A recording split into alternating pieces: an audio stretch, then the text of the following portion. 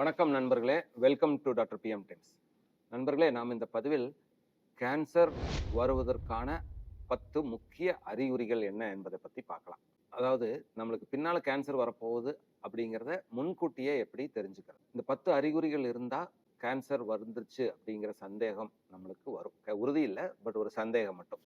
முதல் அறிகுறி, ஒருவர் திடீர்னு உடம்பு இழைச்சா, அன்எக்ஸ்பிளைன்டு வெயிட் லாஸ். எந்த அளவுக்குன்னா, அவரோட ஒரிஜினல் வெயிட்லேருந்து 10% அளவுக்கு எடை குறையுது.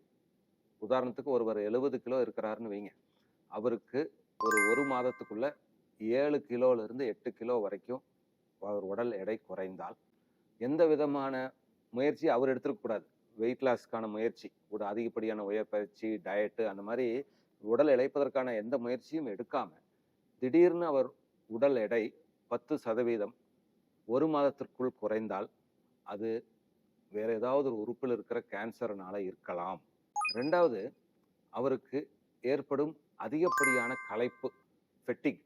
அவரால் இயல்பா தன்னோட வேலைகள்ல சுறுசுறுப்பா வேலைக்கு போய் விளையாடி குழந்தைகளை பார்த்துட்டு வீட்டை பராமரிச்சுட்டு இருக்கிற ஒரு நபர், ஒரு குடும்பத் தலைவர், திடீர்னு அவரால் வேலைக்கு போகவே முடியாத ஒரு சூழ்நிலை, வேலைக்கு போயிட்டு வந்தால் உடனே படுத்து தூங்கணும் போல இருக்கிறது, ஒரு சின்ன கடைக்கு போகணும்னு சொன்னால் கூட ஒரு எரிச்சல் படுறது, ஒரு களைப்பு இருந்துச்சுன்னா அது அவருக்கு இருக்கிற ஒரு கேன்சர்னால இருக்கலாம். மூணாவது, அவரோட பவல் ஹேபிட்ல, அவர் காலை கடன்கள் கழிப்பதில் ஏற்படும் சில மாற்றங்கள், அவரோட பவல் ஹேபிட்ஸ் இருக்கிற சேஞ்ச் என்னவா இருக்குன்னா, திடீர்னு ஒரு 10 நாள் தொடர்ந்து டயரியா, வயிற்றுப்போக்கு இருக்கிறது, ஒரு 2-3 நாள் சுத்தமாக மோஷன் போகாமையே இருக்கிறது, அவரோட பவல் ஹேபிட்ஸில் ஏற்படுற ஒரு பெர்சிஸ்டன்ட் சேஞ்ச், தொடர்ந்து இருக்கிற மாற்றம் வயிறு மற்றும் குடல் பகுதியில் இருக்கக்கூடிய கேன்சர்னால இருக்கலாம்.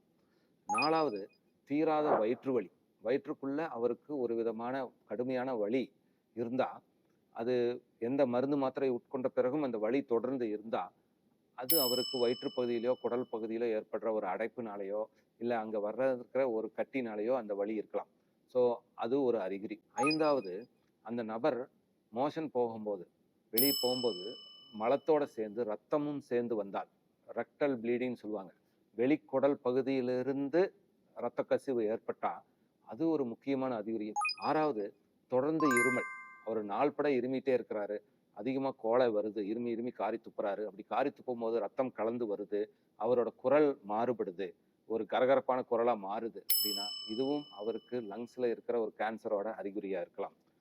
ஏழாவது, அவருக்கு திடீர்னு ஏற்படும் ஒரு சின்ன கட்டி, கழுத்துலேயோ இல்லை அக்குலேயோ ஒரு சின்ன கட்டி, அந்த கட்டி ஒரு நீர் கோர்த்த கட்டி மாதிரி இல்லாம ஒரு நல்ல ஃபேர்மா, தடிமனான கெட்டியான ஒரு கட்டியா இருந்தா, அது கேன்சர்னால வர்ற ஒரு லிம்ஃப் நோட் என்லார்ஜ்மெண்ட்டாக இருக்கலாம்.